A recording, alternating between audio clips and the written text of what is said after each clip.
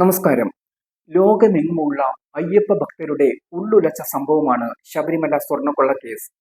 ഹൈക്കോടതിയുടെ മേൽനോട്ടത്തിലാണ് ഈ ഞെട്ടിക്കുന്ന സ്വർണ്ണക്കൊള്ളയുടെ അന്വേഷണം നടന്നത്. എന്നാൽ 90 ദിവസമായിട്ടും കുറ്റപത്രം സമർപ്പിക്കാത്തതിനാൽ പ്രതികളെല്ലാം സ്വാഭാവിക ജാമ്യത്തിൽ പുറത്തിറങ്ങിയിരിക്കുകയാണ്. അറസ്റ്റിൽ നിന്നും രക്ഷപ്പെടാൻ ആശുപത്രിയിൽ അഭയം തേടിയ ബോർഡ് മെമ്പർ ശങ്കരദാസ് ആണ് അവസാനമായി കഴിഞ്ഞ ദിവസം പുറത്തിറങ്ങിയത്. ഹൈക്കോടതി തിരഞ്ഞെടുത്ത ഉദ്യോഗസ്ഥരാണ് SITയെ നയിച്ചത്. മേൽനോട്ടത്തിന് ADGP H. വെങ്കടേഷ്, അന്വേഷിക്കാൻ SP ശശിധരന്റെ നേതൃത്വത്തിൽ വൻ പോലീസ് പട. എന്നിട്ടും കേസിന്റെ അവസ്ഥ വിചിത്രമാണ്.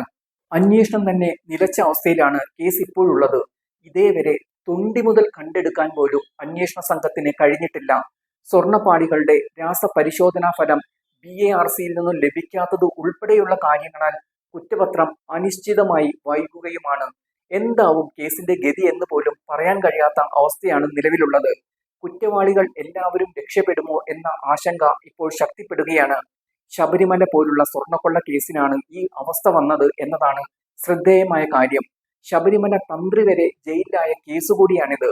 വ്യവസായി വിജയ് മല്യ 1998 ശബരിമല ശ്രീകോവിലിൽ പൊതിഞ്ഞ 2 കിലോയിൽ ഏറെയുള്ള സ്വർണമാണ് സ്വർണം പൂശൽ എന്ന് പറഞ്ഞ് പുറത്തു കടത്തിയത്. ശബരിമലയിലെ 2 ദേവസ്വം ബോർഡ് പ്രസിഡന്റുമാർ അടക്കമുള്ളവരും ഉന്നത ഉദ്യോഗസ്ഥരും അടക്കമുള്ളവരാണ് ഈ കേസിൽ പ്രതികളായത്. മല്യ സ്വർണം പൂശിപ്പോയ ശേഷം 2 പതിറ്റാണ്ട് കഴിഞ്ഞാണ് ഉണ്ണികൃഷ്ണൻ പോറ്റി വഴി സ്വർണം പൊതിഞ്ഞ ദ്വാരപാലക ശില്പങ്ങൾ അടക്കം പുറത്തു കടത്തിയത്. സ്വർണം പൊതിഞ്ഞതിൽ വീണ്ടും സ്വർണം പൂശുന്ന പതിവില്ല. ഇതെല്ലാം മറച്ചുവെച്ച് ഗോപ്യമായാണ് രേഖകളെല്ലാം വെട്ടിയും തിരുത്തിയും 2019 ദേവസ്വം ബോർഡ് പ്രസിഡന്റായിരുന്ന പത്മകുമാറിന്റെ നേതൃത്വത്തിലാണ് സ്വർണ്ണമോഷണം നടന്നത്.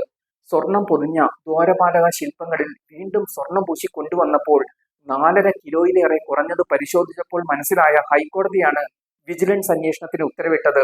ആദ്യം ദേവസ്വം വിജിലൻസ് അന്വേഷിച്ച കേസാണ് ഇപ്പോൾ പ്രത്യേക അന്വേഷണ സംഘത്തിന് കൈമാറിയത്. ഇനി പുതിയ സർക്കാർ വന്നാൽ മാത്രമേ കുറ്റപത്രം സമർപ്പിക്കുന്ന പ്രക്രിയ പോലും നടക്കാൻ ഇടയുള്ളൂ. പ്രതികൾ ശിക്ഷിക്കപ്പെടുമോ എന്ന് പോലും കണ്ടറിയേണ്ട അവസ്ഥയാണ്.